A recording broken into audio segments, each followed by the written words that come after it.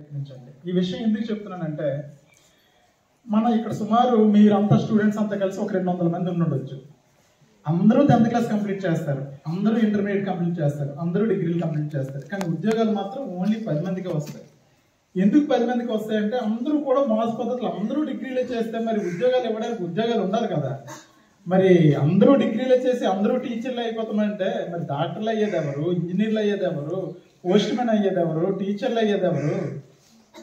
So మనం ఏంటంటే మన ఆలోచన విధానాలు మార్చుకోవాలి. పూర్వ పద్ధతుల్లాగా అందరం ఏంటంటే మనం ఎంతసేపు కూడా 10th అయిన తర్వాత ఇంటర్మీడియట్ ఏ కాలేజీలో జాయిన్ అయ్యామా, ఎక్కడ చదివామా, డిగ్రీకి అనమాట ఏ కాలేజీలో జాయిన్ అయ్యామా, అదే ఆలోచనలో ఉంటున్నాము, అదే పద్ధతిలో చదువుతున్నాం. మనం చదివే చదువు యాక్చువల్గా జ్ఞానంతో పాటుగా రేపు పొద్దున ఒక 4 రాళ్ళు సంపాదించుకునే విధంగా మనం ఏదైనా ఉద్యోగం చేస్తే మన చదువుకి సార్థకత. అలాంటి ఉద్యోగం రావాలని అంటే అది అయిన వెంటనే ఏంటంటే మనకి జాబ్స్ వచ్చే అవకాశాలు ఎక్కువ ఉంటాయి. ఇంటర్మీడియట్ అయిపోయిన నెక్స్ట్ MBBSకి వెళ్ళడానికి, లేదు కావాలంటే ఇంజనీరింగ్కి వెళ్ళడానికి ప్లాన్ చేసుకోవాలి. ఎంతసేపు మనం డిగ్రీ చేసామా, డిగ్రీ చదువులు ఎలా ఉంటాయంటే సంవత్సరంలో 2 నెలలు సెలవులు పోతే పాస్ అయిపోతాం. అది అందరూ చదివేస్తారు. మనమేంటి లాస్ట్ బెంచ్ కూడా చదివేసి పాస్ అయిపోతాడు, ఫస్ట్ బెంచ్ లో చదువుకున్న మనం కూడా పాస్ అయిపోతాం.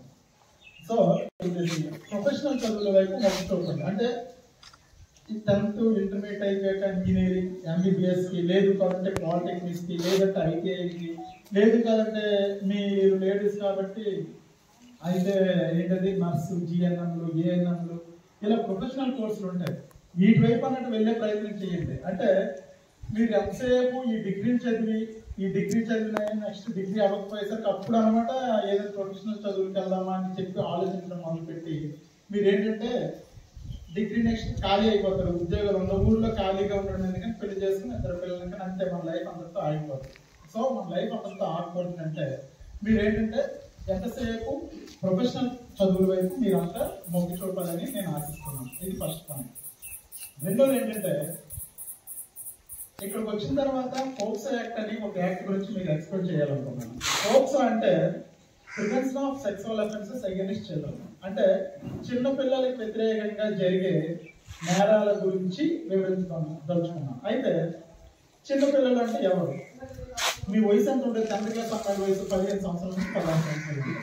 చిన్నపిల్లలు అంటే 18 సంవత్సరాలు నిండని ఎవరైనా సరే చట్టం రీత్యా, అంటే ఇప్పుడు మన డాక్టర్ గారు అన్నారు 20 సంవత్సరాలు అన్నారు, చట్టరీత్యా మాత్రం 18 సంవత్సరాలు నిండితే మాత్రమే పెద్దవాళ్ళు. 18 సంవత్సరాల లోపు అంటే చిన్నపిల్లలే. మీరంతా చిన్నపిల్లల లెక్క వస్తారు మీరంతా. అయితే ఇందులో పర్టికులర్గా ఏంటంటే గుడ్